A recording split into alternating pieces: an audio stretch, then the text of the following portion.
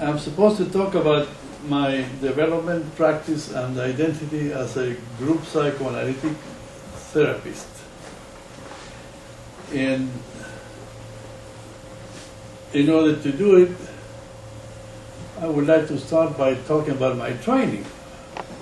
How did I become a group psychotherapist? Essentially, like copying the analytic or psychoanalytic method of learning from experience, learning from being in psychoanalysis oneself.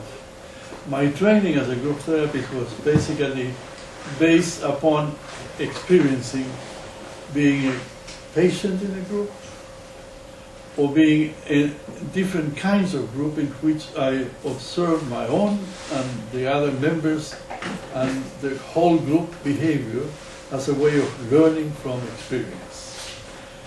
My first adventure in this area was to be in analysis and in group therapy with the same person.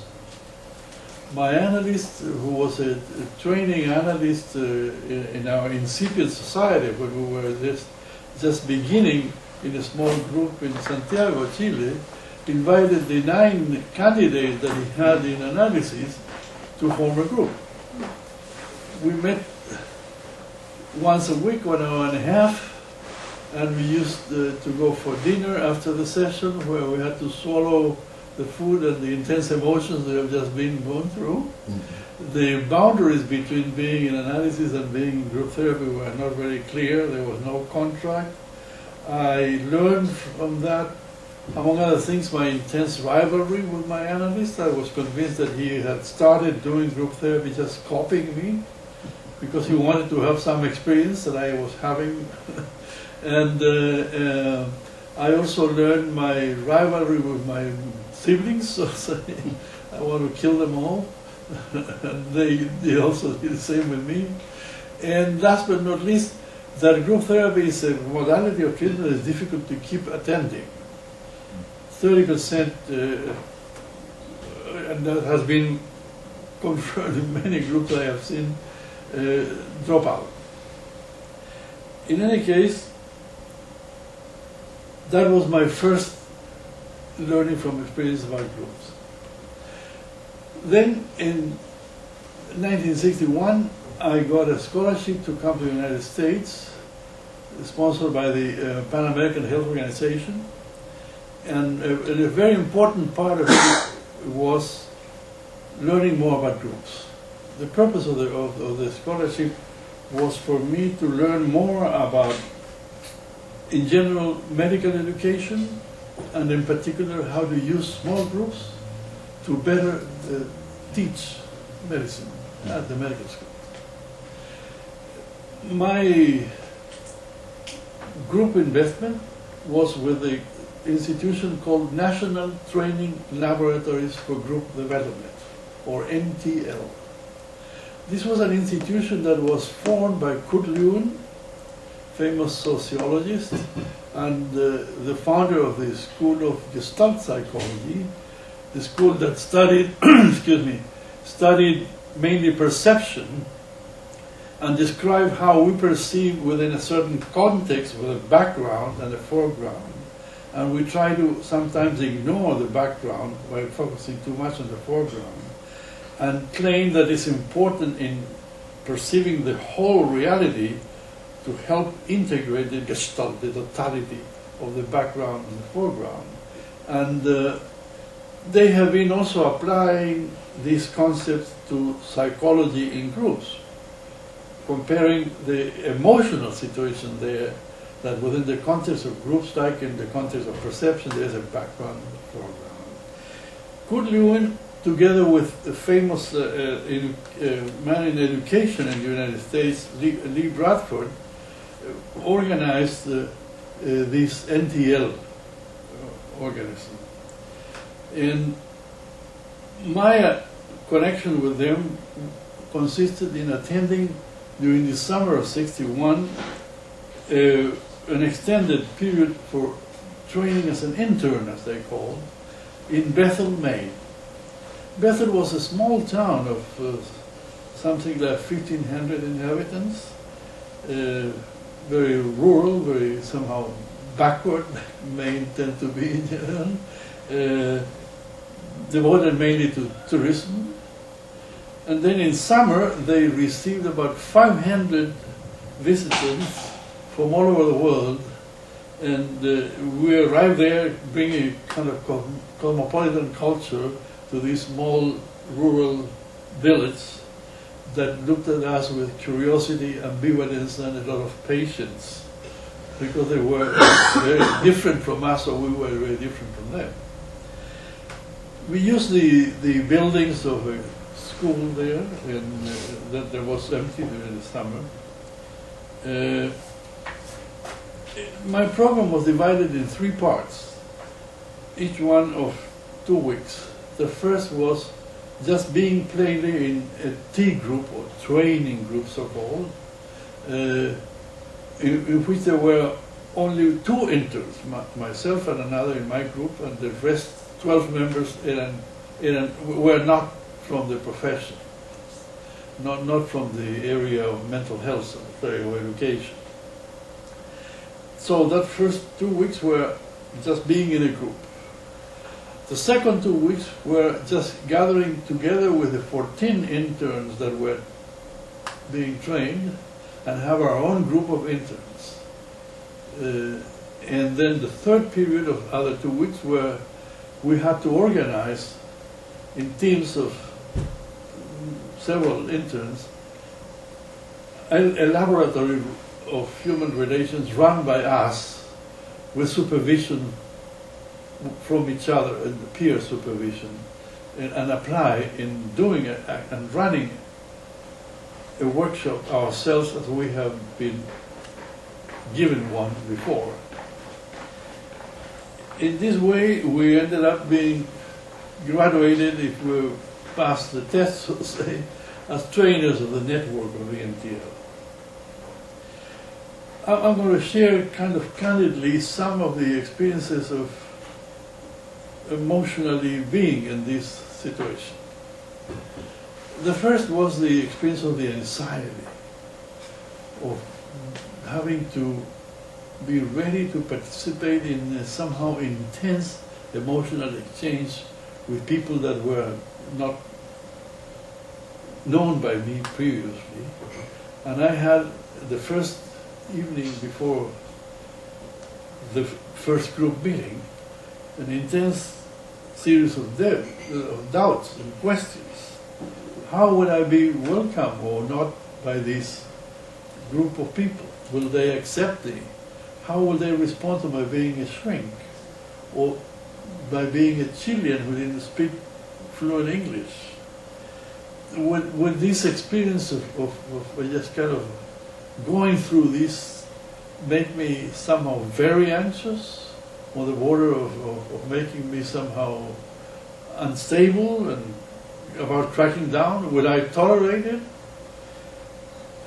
The first session began, as usually these sessions do, with a kind of ritualistic defense of introducing ourselves. Each one said the name, the background, the profession, briefly why we were there. Of course, everybody was so anxious that nobody paid attention to whatever the other said. Each one tried to make the best impression possible in their own presentation. The fact is that we didn't know what to do until an aeronautic engineer said very candidly that he didn't know why he was there or what to expect, because indeed he was a man that had been sent there by his company. He had, he said, at work the reputation of being a brute, someone who was completely insensitive to the feelings of others. So apparently they sent me here to this so-called sensitivity training to make of me a less brute man. His presentation invited us to try to define our own objectives in coming to this laboratory of human relations, it was called. But this engineer gradually evolved into becoming like a scapegoat, in the sense that we projected onto him all kinds of things that were unacceptable in ourselves, and we called him Hitler. We called him a tyrant, that he wanted to impose upon us his viewpoints. Until gradually we started to feel guilty about doing all this scapegoating and all these aggressions against him. Besides, during the evening social activities, we started to discover that this pseudo-Hitler was a poet who had written beautiful poems, played piano beautifully, and had a big heart that apparently was ashamed of and tried to disguise with this facade of being a macho brute man. When we realized this, everybody started to acknowledge how we all needed to use a disguise or a mask to present ourselves. Remember, character in Greek is a mask. To present ourselves, to hide our real self about which we were rather anxious. A Catholic Canadian priest reflected then how during the first sessions he had come to the meetings with his collar of a Catholic priest and really hiding himself behind this uniform, as if it were, while indeed he was very anxious about being a young man. There were a couple of very beautiful girls in the group, and he acknowledged he had sexual problems. It was 61. He was expecting that Pope John Paul III, 23rd, would accept marriage for instance. Very candidly came up with all his reality of sexuality being a problem by him. I realized that myself was presenting in my mind myself as a foreign shrink, which was my own disguise, and how that was a kind of defensive stance and a questionable one. In fact, my anxiety about not being accepted as a foreigner was easily smoothed when I saw a foreigner that was in much worse condition than me, was a Japanese psychologist from Tokyo who didn't speak English, had a huge Japanese-English dictionary. Whenever he wanted to say, I had to turn pages and look for a word, and then he came up with a pronunciation that nobody understood because he had a terrible accent. So much so that we all felt compassion of him, and he was invited to proceed as follows. Stamp on the table whenever he wanted to say something so that the group would stop, take his time looking at the dictionary, and then write in a blackboard the word he wanted to say. In that way he started communicating, and we started communicating with him. So, in some way, I saw the tolerance and willingness to accept us foreigners. Another typical foreigner that was in my first group was Gabriel, a man that was a very important leader from Nigeria. He was likable, friendly. We usually got out for dinner, or we went out to buy presents for our wives. But when he saw that I was buying small amount of presents, he asked me, "How many wives do you have?" And I told him, "Well, I only have one." "How many do you have?" "I have 4. "What's wrong with you?" He was a Muslim from Nigeria, you know. So we were somehow several foreigners, and it was okay to be foreigner in that group. My other identifying disguise or card, business card, the one of being a shrink, was not initially as well received as that of being a foreigner in my first group. Within a few minutes of the first session, someone addressed me in a kind of sarcastic tone, approximately in this way: "The doctor here," but kind of mocking at me. And then he added that he was an anthropologist at Meningers in Topeka, Kansas, where doctors, particularly psychoanalysts like him, were the elite and looked down on everybody else and he was furious at having to be postponed and looked as a second-class professional person at Meningers, and couldn't tolerate this privileged caste. He was very envious, he said. However, gradually the group accepted me, and the community, I realized, needed me as a shrink, precisely.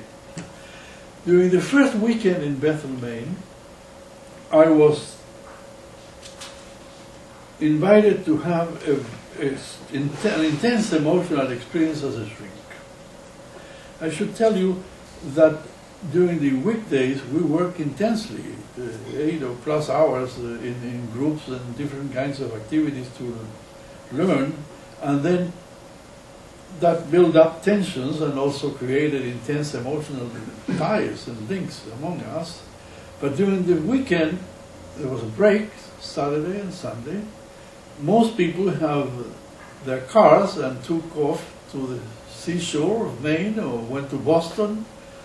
I stayed in town, and that separation in the middle of intense emotional experience of 1 week of intense work and then a break, maybe a kind of stirring up experience of emotional crisis, of separation.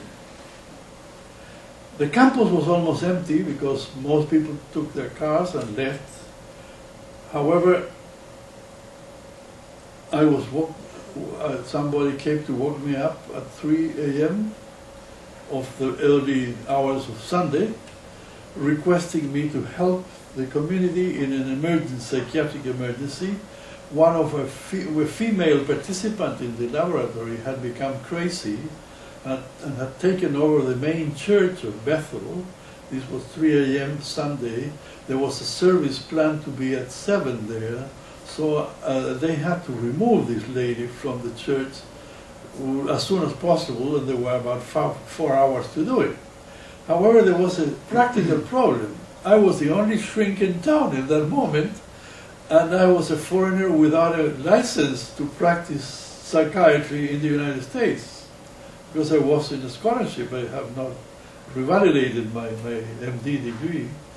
And then there was a problem, how to proceed. Someone discovered that if I called the policeman and I proved to the policeman that the lady was crazy, the policeman had then the authority and the duty to order her hospitalization to protect the community and protect her. So we went to the church, and they have arranged for policemen to come, and there was this lady standing up on the pulpit and preaching about a new religion where sexuality would be completely free. Even mothers could go to bed with sons. Virgin Mary could have enjoyed Jesus, and this would be the most freely religion that she wanted to practice and wanted to spread over the world, etc. And the policeman's first reaction was looking at me and telling me, he was a local guy, of course, "You New Yorkers, you're all drunk, and this is the result. You've been drinking whiskey, and then you have this. After this kind of abrupt, kind of angry reaction, he went for a moment aside, and I saw him having a tear, cleaning it. And he told me in a whispering voice, "She reminds me of my wife." His wife had been also psychotic. So he was willing to send her to a hospital, but at the same time I had a second patient that I had to relax him and try to help him to proceed to look for a nurse to go with the patient to Portland, Maine, where there was the psychiatric state hospital. Well,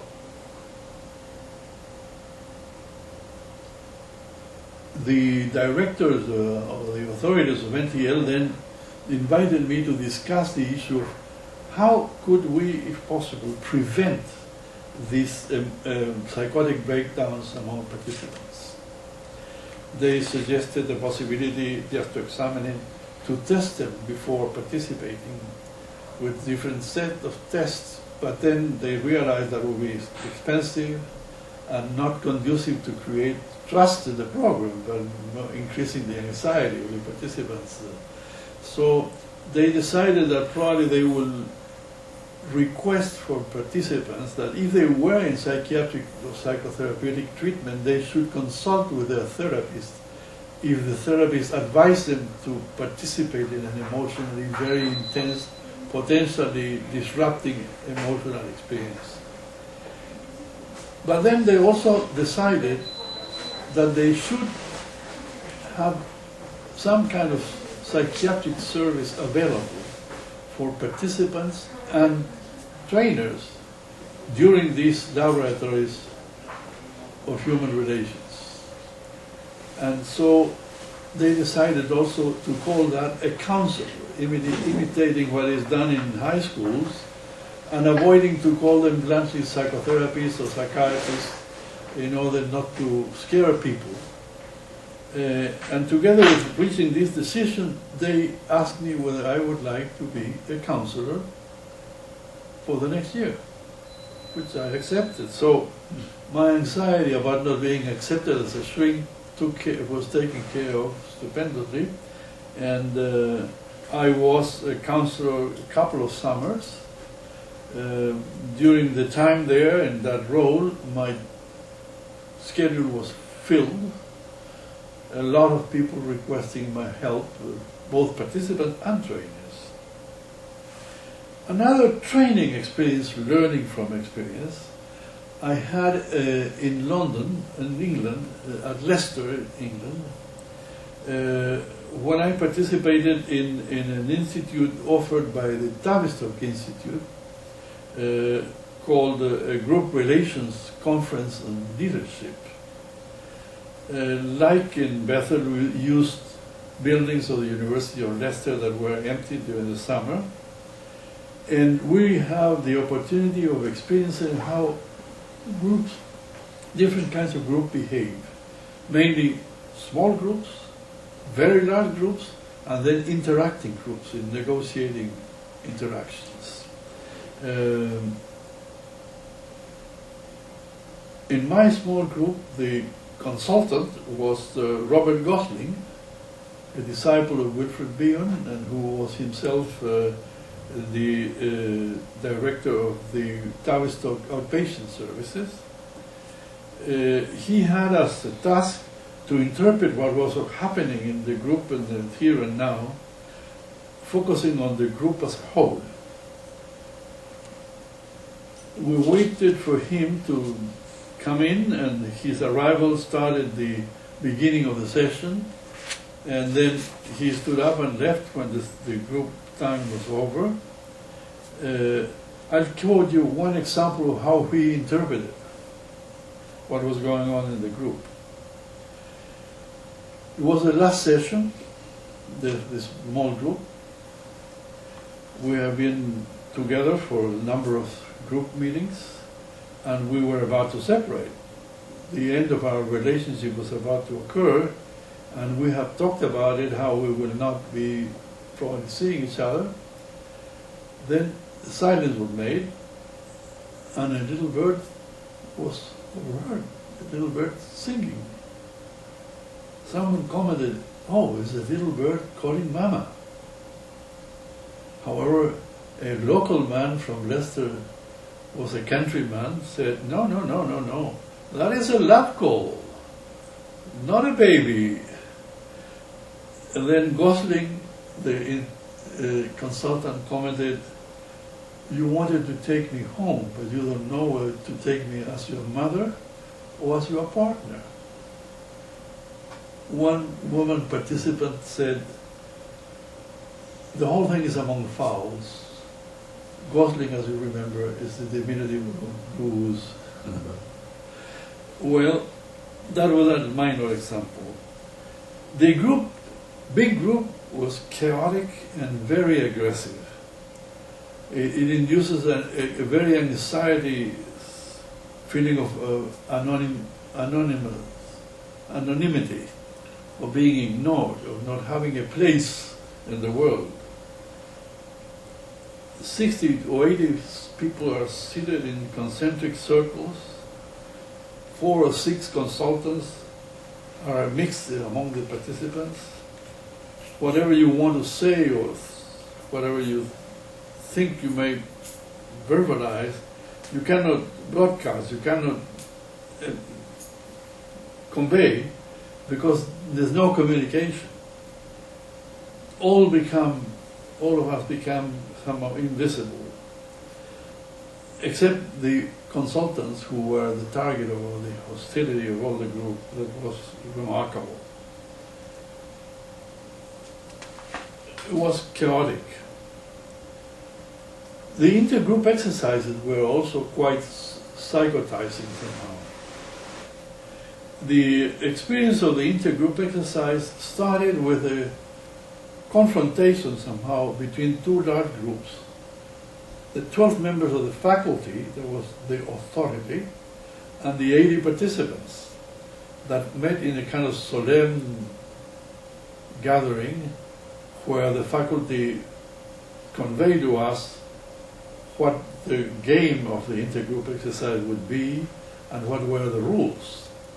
Among others, the rules of representation from each group to the others, where there would be 3 types of delegates from a group sent to negotiate with other groups.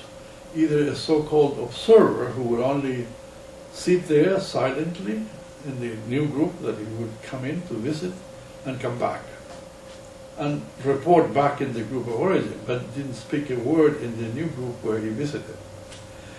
A delegate who was sent specifically with a proposal to negotiate with one particular group about something concrete and could only talk about that concrete issue with the new group, or a plenipotentiary.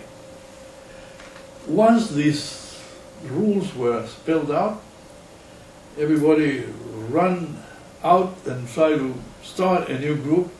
There were less rooms available than the number of small groups that have been. So it was impossible to reconstitute the old small group that has already finished. There was a tendency, however, to go back to the family, but it was not possible because the physical structure made it impossible. In every group then there started a kind of confusion, what to do, and a struggle for leadership, who would lead and how. And immediately the paranoid elements started to spring up, with the participants experiencing the other groups as the enemy. They will come in. What will they do?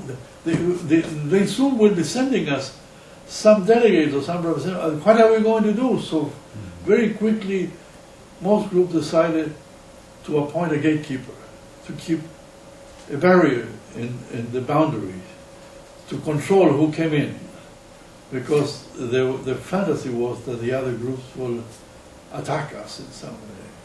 Very paranoid. Frequently the negotiations between groups led nowhere. It was like a caricature of what was, let's say, the Paris talks during the Vietnam War, when there was a big discussion about the shape of the table, and that was as far as the negotiation with the North Vietnamese went. Something of that sort, full of paranoia and a lack of rationality. Finally, I will mention other personal experience to learn from experience as being a member in a group. I was a patient of Irving Polster, a Gestalt psychotherapist. As I mentioned before, Gestalt was a psychological school formed by Lewin, studying perception and distinguishing between foreground and background. These concepts were later on applied to group psychotherapy, trying to integrate the background and the foreground of the emotions of each member in the group. The technique that the Gestalt therapist uses is based on the so-called hot seat. The therapist asks the participants, is anyone willing to work? And whoever volunteers sits in the hot seat and has placed in front an empty chair and is invited to put in that empty chair the part of himself, herself that he wants to work with. The rest of the group is silent and it's like a Greek chorus, pause and ask, but doesn't interact. And practically what happens then is an interaction between the psychotherapist and the person who is sitting in the hot seat. Practically a micro individual psychotherapy session within the context of the group, but not a psychotherapy of the group, but of the person sitting on the hot seat.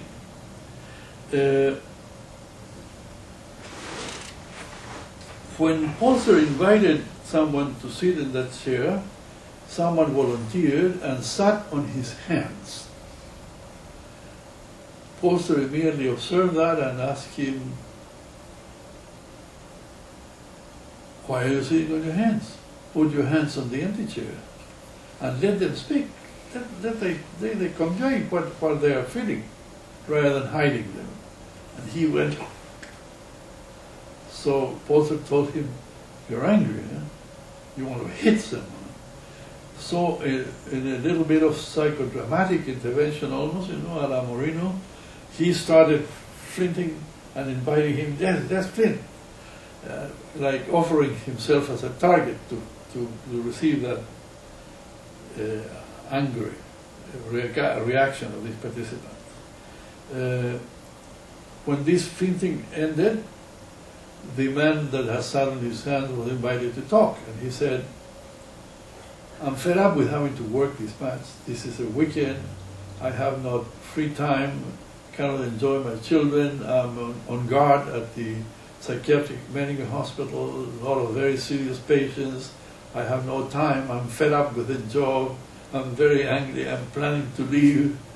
This brought up a choir of responses of all of us that all wanted to somehow think of leaving Topeka and leaving Meningus.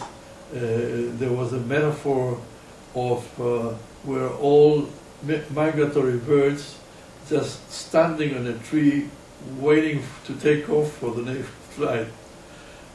Within a couple of years, no one of this group was there. But this group as a whole reaction, in my point, was ignored by the therapist. The focus on the group reaction is not where the Gestalt therapist works. He limited his interactions to the exchange with the one man who sat on his hands.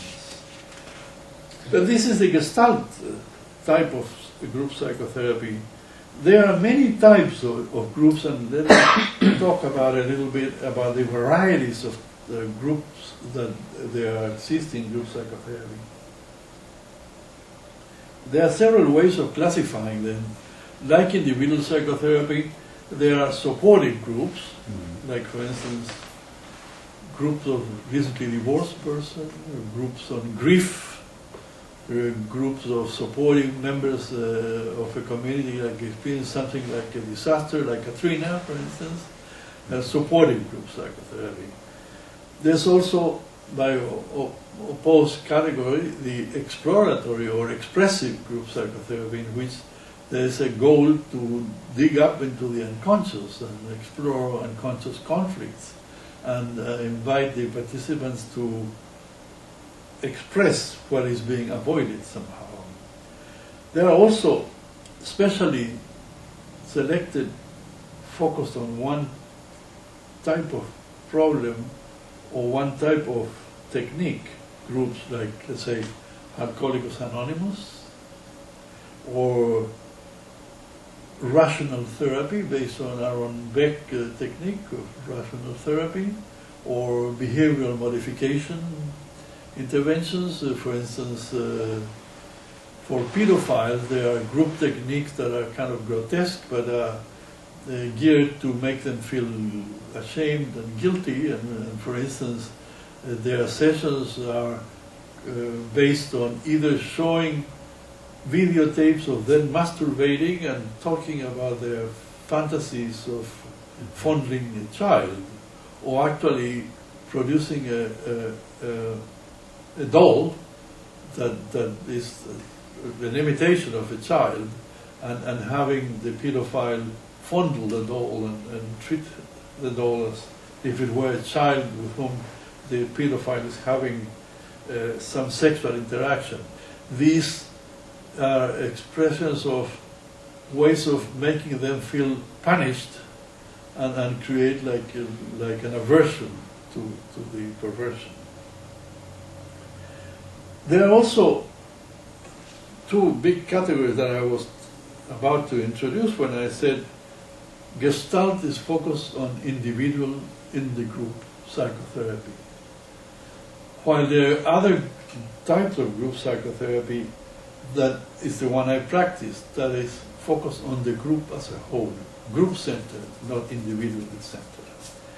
And for that, let me tell you one experience of one intervention with a group of patients I treated. This group was formed by 8 patients, all white, all with a minimum of high school education, several college graduates, all of them married.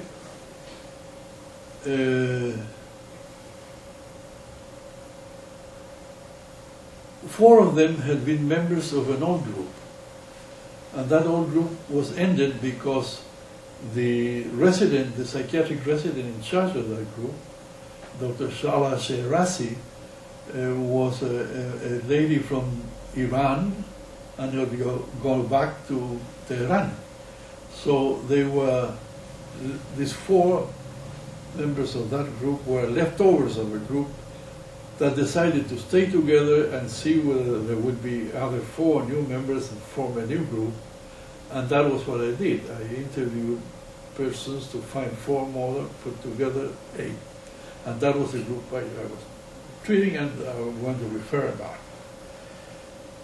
Session 9 of this group was a very special session. I have edited it and presented many times, and I have labeled it Hypomanic Defenses Through Pairing Acting Out Fantasies.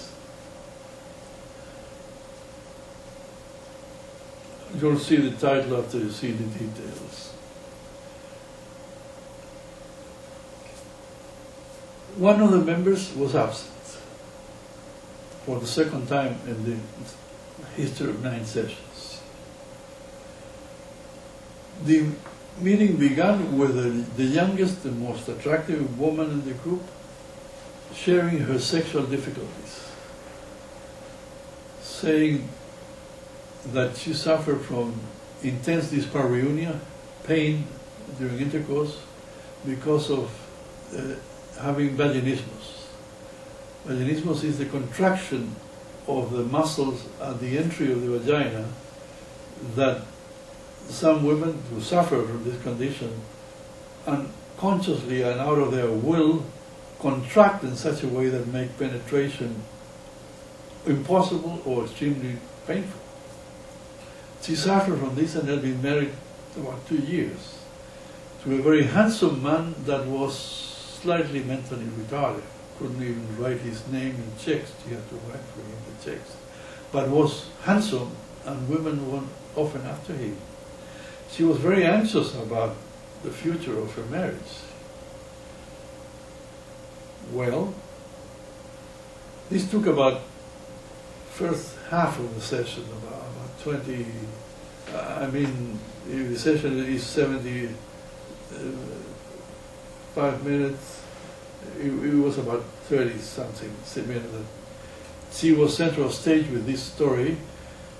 The main response by the group was the one of a man who started in some way being her psychotherapist, trying to tell her that he could help her. And then saying that there are interesting books like The Joy of Sex. Have you read it? It's a very good, interesting book. Things of this sort he started saying. Gradually it became obvious that this man, with the pretext of helping her, this attractive chick was making his moves to see how far he could go. Some people in the group commented on this, and he acknowledged, yes, I'm a professional Don Juan. And then he shared with the group how he even had a special post office box to carry his correspondence with multiple lovers, and he had extensive multiple affairs, and that his problem was that he felt guilty about hiding this from his wife, but he was sure that wife would not understand him and tolerate that. To which the girl who had talked about her vaginismus was certainly distressed. This man said that he did this because he was not satisfied sexually with his wife, exactly what the young girl was fearful her husband might do. In the middle of this, another woman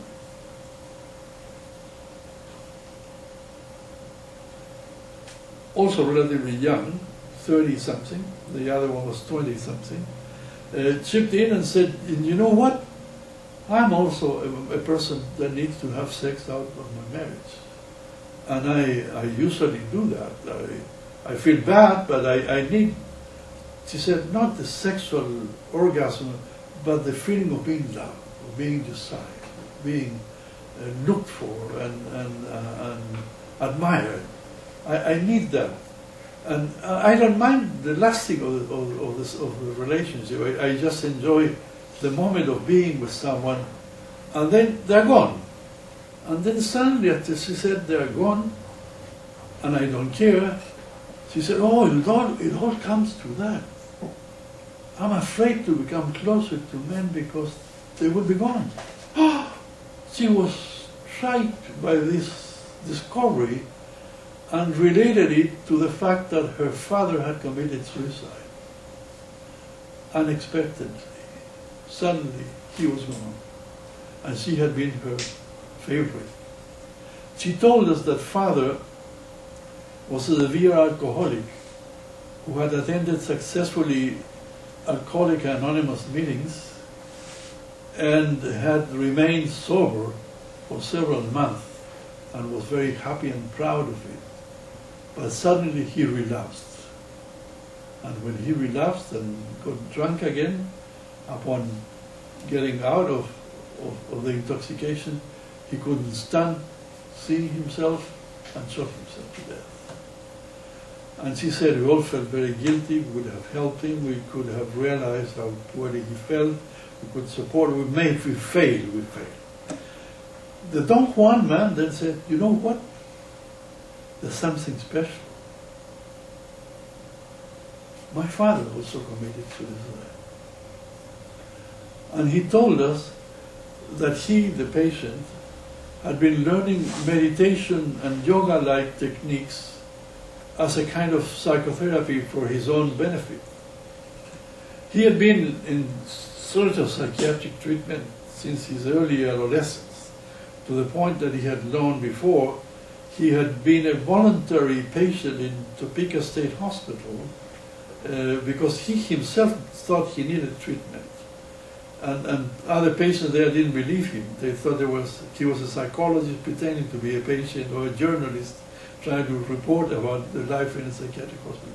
In any case, he started learning these techniques and felt so much better, he said. So much so that his father wanted to learn those techniques and asked him, please teach me them. He taught his father, and according to the words of this man, Roland said, the Don Juan said, what my father discovered within himself, he could not tolerate. And so he killed himself. So there we had the two promiscuous persons were reporting suicide father. Both of them, parents killing themselves after being in some kind of treatment, AA, or meditation/yoga techniques. There was a sense of this second woman chipping in with her promiscuity, now becoming like a competitor with the younger woman for the attention of the Don Juan, of Roland. There was a strangled there. And to this other male members responded attacking the Don Juan, telling him that he was a bastard, that he should not lie to his wife, that he was probably very insecure. Some of the patients even ventured a kind of analytic interpretation. Are you homosexual, defending yourself with your Don Juan activity, pretending to be very macho-like? Another of the male members suffered from impotence, so I cannot tell you how envious he was about this man that practiced intercourse sometimes more than once a day with different women.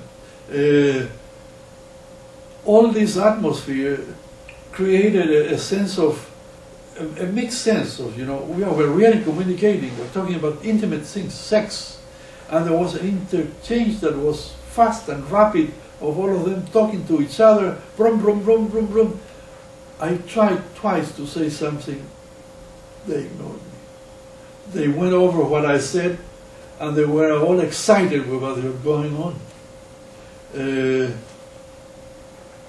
Then the session was about to end, and the oldest male, who had been one of the most objectively critical of the Don Juan, said, "Oh my God, we are all so vulnerable, all so vulnerable." And in some kind of way of trying to bring me back, when there were only 3 minutes to go, to end the meeting, he addressed me directly the question, how come that we are so vulnerable? I found myself against the wall. There were 3 more minutes. The session had been so intense, so many things had been going on. I didn't know exactly what to say initially, but I was sure that I had to say something. And there my counter-transference helped me, because I felt that I had been ignored, that I have been talked over, that I have not been paid any attention, that they had been even avoiding me. I wonder whether in some way they were a little bit afraid of treatment, of the many things I knew, that my treatment could be as damaging to them as Alcoholics Anonymous or as meditation yoga. I felt that they were avoiding me because in some way they were feeling fearful of me and trying to ignore me. This feeling led me to think, well, there was a patient that had been absent and there was no reference to her, no question, no asking, what is wrong with her that is not here? We had a rule that patients who didn't attend the meeting called excusing themselves if they were planning to be absent. And that was something we were practiced. And she did not do that. What was wrong with her? Nobody asked for her. Another ignored person. So I thought that that was the clue of what was going on in the group as a whole. A fear of losing someone. And then I recalled that in the previous session, at the very end of it, Roland, the guy whose father had committed suicide after the yoga techniques, had jokingly commented at the moment the people were leaving at the end of the session, do you know which is the profession that has the highest rate of suicides? Do you know? Huh? Dentistry. I'm sorry? Dentistry. Psychiatrist. No. And he told this with a laughter in the previous session. I put all of this together with my counter-transfer of feeling excluded and ignored, and I told them that they felt so vulnerable in response to the question because they had begun to develop some relationship and they were afraid of losing it. And that was why they had ignored the absence for the second time of the person who didn't attend, as if they had wanted her to be gone or were worried about having offended her so that she would not come back. And remember, they lost the therapist to 4 old-timers. And each one of them was fearful of losing their spouses. The lady with the vaginismus was obvious, the man lying with his promiscuity, or the woman, etc. The four of them, the 8 of them had the fear. More even so, one of them had to ask a special permission from his wife to attend the group. He was one of the old-timers, and when he said to his wife he wanted to continue in group therapy, the wife told him, "That will not help you at all. If you go back to group therapy, I'll divorce you." So I had to negotiate with her permission to go for a year to group with me. And she would then see, after a year, whether she divorced him or not. So the fear of loss was obvious across the board, and it was the group as a whole, the group-centered anxiety. Now we lost the one who didn't come. Next time there would be another who was lost, or next time they will drive me crazy and I would kill myself as a good psychiatrist. So they were afraid of loss. And in the middle of those fears, they have resorted to the hypomanic reaction of love is wonderful and let's have free love and enjoy multiple sexual activities. I'm, of course, explaining my countertransference, talking much more than the few words I could say, describing synthetically what I told you in a long paragraph to make it clear what was my intervention. The result of my intervention was interesting itself in the few seconds that were left after I ended my intervention and before standing to leave.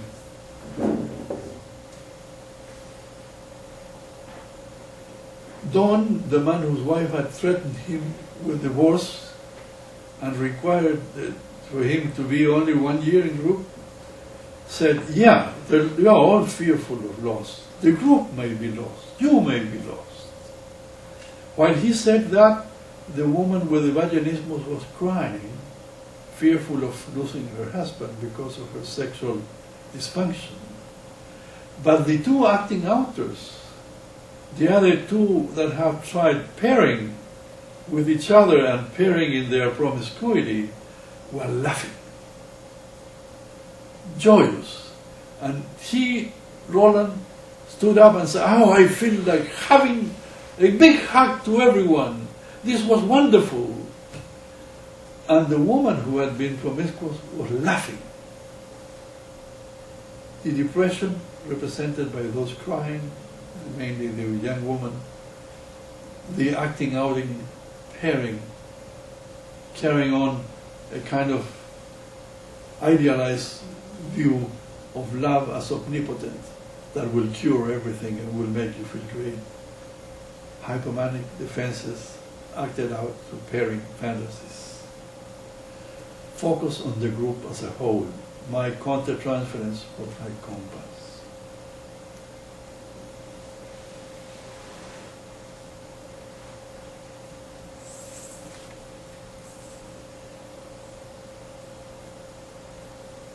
Let me talk briefly about transference in group psychotherapy.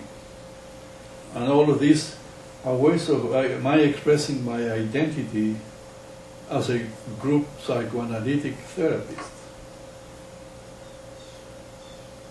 In this group of 8 that I discovered, there was this man who was impotent. He was one of the old-timers. He had been in the group with the psychiatric resident from Tehran. He had been a pain in the ass for her, so much so that she advised me, if you can avoid him, kick him out. He was a severe masochistic personality that made himself a professional scapegoat, and also suffered from severe epilepsy with the severe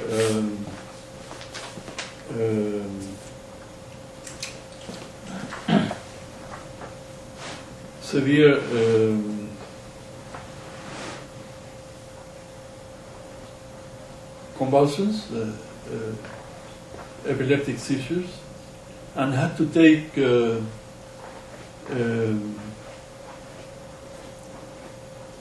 considerable amount of barbiturates to regulate his seizures. So he besides being a sarcastic personality, he had the difficulty of being somehow a therapeutic addict, addicted to barbiturates. Often his speech was slurred because he was under the effect of the barbiturates and his thinking was not very clear. Well, talking of transference, let me first say that his impotence, as he reported it, started after he had a vasectomy. Since he was a child, he was afraid of impregnating women if he had intercourse. And he thought that he would be freer from his fears of doing harm with his penis if he had a vasectomy. But to his surprise, the vasectomy made him impotent. According to him, that was cause and effect.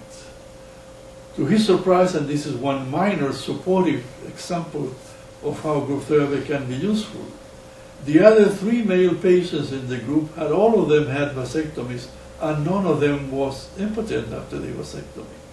So for this man, this was a discovery. So vasectomy doesn't lead necessarily to impotence. This is another problem. So we started trying to find out what was the other problem, and that's where the transference helped us. Because suddenly we discovered that this man, whose name I mentioned but was not the right name, I'm using another name, this man responded to the notice, to the news that the female psychiatric resident from Iran was leaving Topeka, leaving the United States, stopping attending the group immediately. He was furious.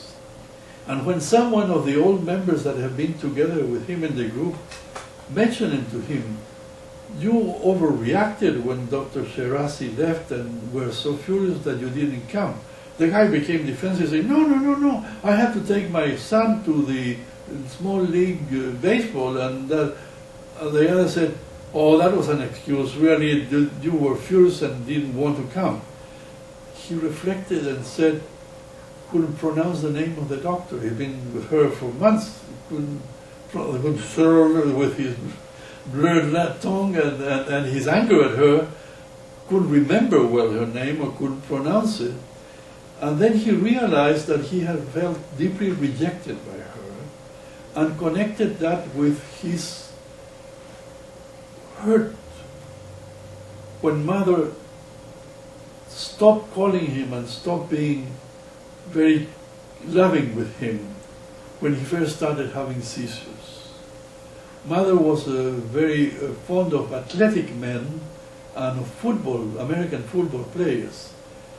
He had wanted to be a big football player, and he was trying to be one when his career as a potential sportman was broken by his seizures, and mother in some way, in his mind, turned away from him. So he had transferred this feeling of women are not interested in me, on the one hand to the female doctor from Iran that left, quote unquote, abandoned him, and on the other hand he had transferred this to his wife. He began talking about his impotence to the other group members when the woman who was promiscuous, that I mentioned before, mentioned that her husband had had a problem of impotence, and he had taken him to the urologist and had gone with him to see the urologist. This man with the impotence said immediately, oh, I want my wife to do the same. I want her to be worried about my potency and help me to have some treatment. Everybody asked, why don't you ask her? Oh no, he should just take the initiative. She should be. They helped him to realize that he was in some way blocking getting what he could relatively easily get. And he did that, asked her. They went to a urologist. The urologist gave him some hormone that was more a placebo, and his impotence went away. And he was very happy because we have discovered the transference from mother to Dr. Shirazi to wife, and a feeling that women didn't want anything to do with him. Another example of transference, it was more directed to me, happened with another patient. It was an example of negative transference. And I called this session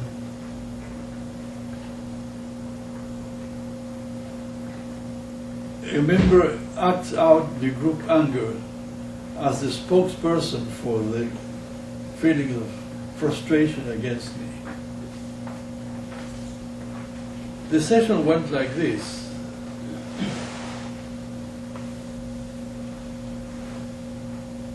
Another patient asked this woman, "How did your visit to the neurologist go? I think we should know how it went." And she looked at me and said, "I hope Dr. Ganzarain doesn't get mad at me. But you know, I went to a neurologist because I'm not satisfied with what I'm getting here from you. The neurologist did an electric encephalogram and discovered some irregularities that he thought are indications that I have some form of equivalent of epilepsy, and prescribed some anti-seizure medications, telling me that that would improve my condition. But I went back after trying this anti-seizure medication and it hadn't worked. And I'm desperate. I'm about to lose my mind. I cannot think clearly. I cannot tolerate people." He said also, "And the neurologist told me, you are no candidate for group psychotherapy. You need all the attention. And I'm not getting it here." Clearly she was acting out the anger of all the other group members for not getting all the attention from me. After having been interviewed individually 3 times by me, having to share my attention with 7 other members was frustrating to all of them. And this has been somehow undercurrent building up during these 13 sessions. The man who asked her how did it go with the neurologist was getting a kick about her betraying me and going to another doctor because she was disappointed with me. And in some way they were all trying to convey to me that I was not giving them all the attention, which is what I interpreted. That this is the paradox of group therapy, that in some way each individual member feels not paid attention, feels as if the group focus ignores me, which is something that a researcher in Tavistock Clinic, outpatient clinic in London, Malin, said he proved, and I think he might have proved it correctly, because often patients with the group-centered focus may feel my needs are not being taken care of, but they are implicitly, because if you address the group as a whole anxieties, you are addressing everybody's anxieties. The common factor, like session with the suicidal of the parents that I reported before. However, this woman's anger was very significant in the sense that she was a woman who was abandoned. First by her father when she was 4, and father disappeared from the home and from Topeka. And later on when she was 16, she was abandoned by mother. She came back home and found a note by mother saying that she had left and advising her to take care of her younger sister and the bills that will be coming at 16. So she was a hypochondriacal patient who, like many hypochondriacal patients, suffered from significant abandonment and felt that no attention was paid to her. This patient once forgot that I had given, or my secretary had given her a call cancelling a session, a group session. And she came to the meeting place and finding nobody there, had an intense reaction of post-traumatic stress disorder, an episode of depersonalization, forgot where she was, thought she couldn't drive back home, didn't know what to do, tried to find out what was going on, and then realized that I had canceled the session. But that was a repeat of coming home and having mother gone. All of these are the roots of her negative transference that were explored, and also the roots of her willingness to put up with a lot of abuse. She had a severe masochistic streak to the point that she worked only part-time as a telephone operator surrogate. Whenever one of the operators that was formerly employed as such had to miss vacation, sickness, whatever, she was called. And so she had a kind of poor job. Through the help of the group, gradually, this changed. She studied electrocardiogram technique and became an electrocardiogram technician. And in some way, instead of being the anxious hypochondriacal patient waiting for the doctor to tell her how the heart was functioning, she was part of the medical system, and she was undoing her envy of the powerful doctors or medical technicians, becoming one of them. So her appearance changed completely. She started taking better care of herself, elaborating all this negative transference was very important for her to treat herself better rather than cultivating an image of herself as a victim to justify her fury and her anger.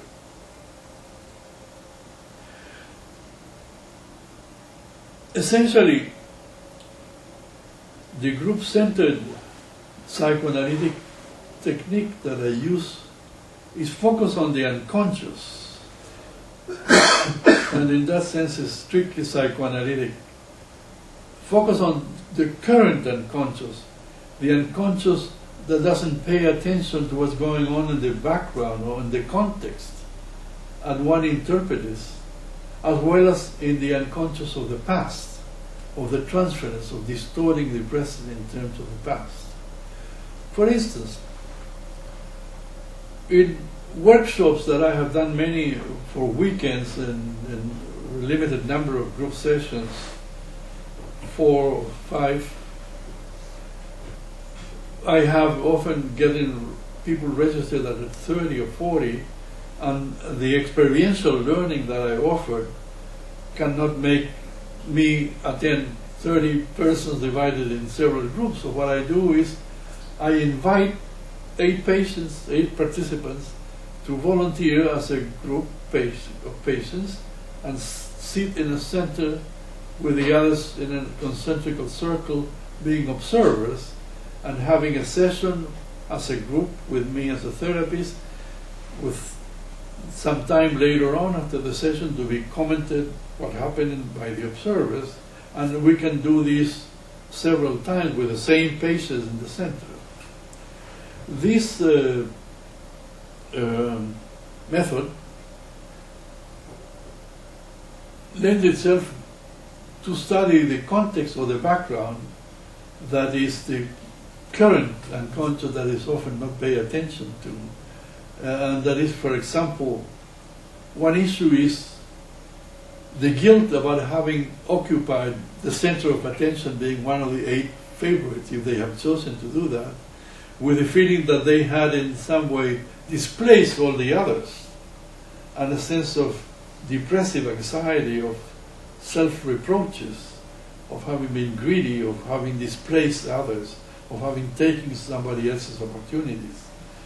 This is a parameter of the background of the current unconscious that I often interpret as is often very helpful. Frequently they feel that they have taken the seat of others, or in one case in Tokyo, one of the members that had been in the center started crying and saying that he was an identical twin with a brother who was a chronic schizophrenic, institutionalized, and feeling that he has robbed and still his brother of a life as a normal person. And this was the past in some way being connected to the interpretation of the current unconscious. The other dimension that is often present in this design is the reaction or relationship to me as a therapist.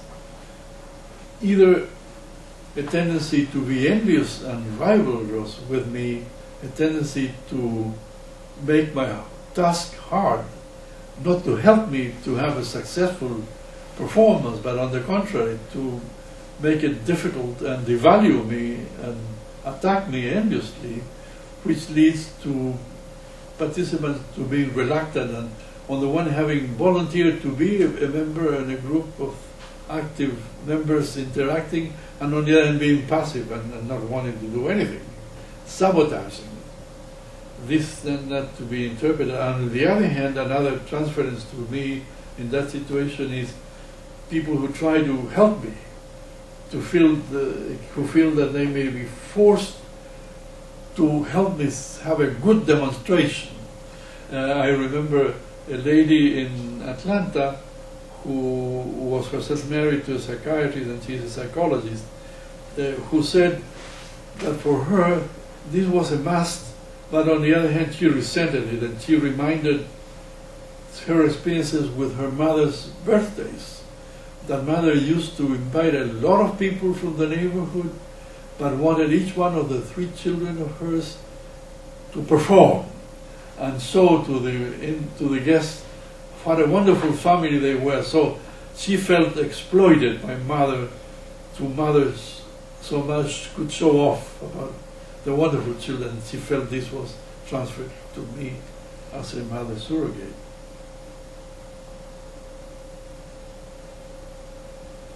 Finally, let me go back to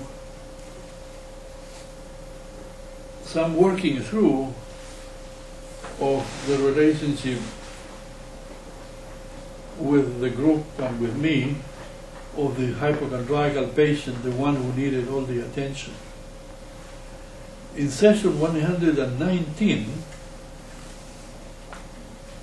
she came to the session saying that she was feeling awful, and started doing her number as a good hypochondriacal patient, reciting the litany of her complaints. She couldn't see clearly, her eyes were being kind of cloudy, and she had the most intense, severe headache, and she could not breathe well, and she, etc., etc., etc. This was we met twice a week in this group. This was a Thursday. When she started saying all of this, one of the group members asked her, "Hey, when is your mother coming home?" "The day after tomorrow," she said. So the group immediately laughed and said, "So it's good time to have a big headache. She's coming back home." And you know, she had improved in her mind the relationship with her mother to the point that she had forgiven her abandoning her when she was 16.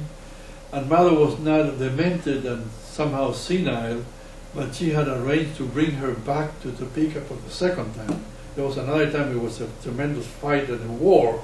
This time she arranged things to have mother live in an apartment contiguous to hers and have some independence, but at the same time being taken care by the patient. And so the group helped her to do what the hypochondriacal patients are unable to do. They have some kind of alexithymia, and inability to read their feelings and to put 2 and 2 together. She was not putting together the arrival of her mother with her, quote, relapse. But when they helped her do that, she did something that a hypochondriacal patient rarely does. They always attack the doctor or the helpers. But this time she thanked the group for their help. The headache was gone, thanks to their help putting 2 and 2 together, the arrival of mother. One of the group members exclaimed, "Can we ever get rid of our mothers?" With a sense that the relationship to mothers is somehow persecutory and will not leave you in the whole life, and somehow they connected that with feeling dependent on the group and on me, and a wish to grow up to become more independent, not to need me or need the group. And these were group as a whole, group-centered transference to the group as a maternal surrogate. Because transference in group psychotherapy is so rich and complex that it's not only the transference to one individual, the psychotherapist, but it's also the transfer to the other group members or the transfer to the group as a whole, as a mother surrogate. And with that, I invite your comments or questions.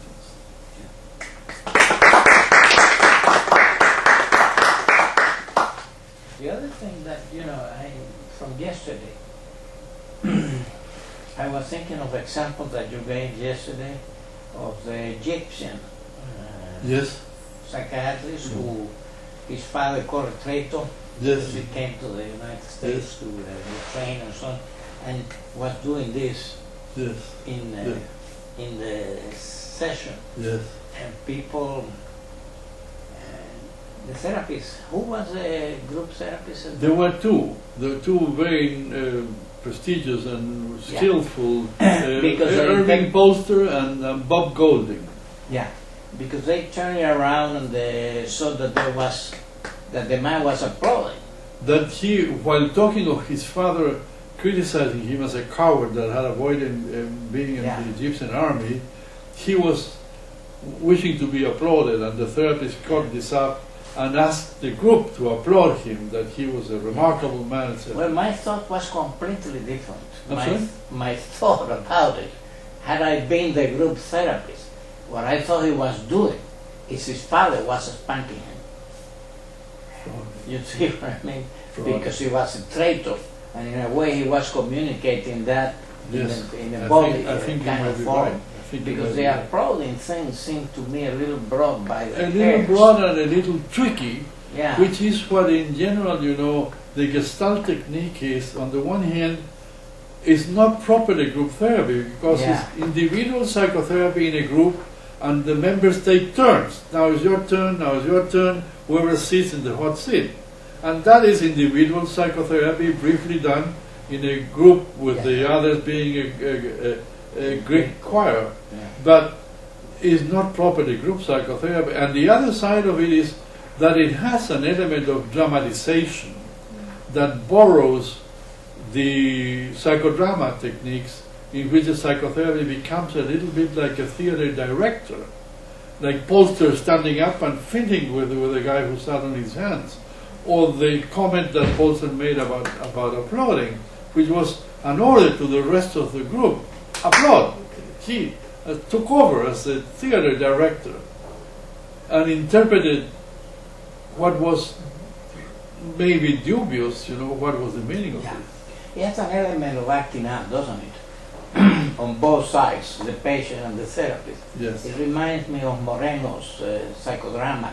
Exactly. And, well, Gestalt is a mixture of the theory of Gestalt, this background and foreground, and the elements of psychodrama, because all these staging of the hot seat and the empty seat in front of the hot seat, and the therapist coming close to the man or person sitting in the hot seat, and in some way interacting with them and giving orders, directing like a theater director, the action, the drama, is overdone, and it can be,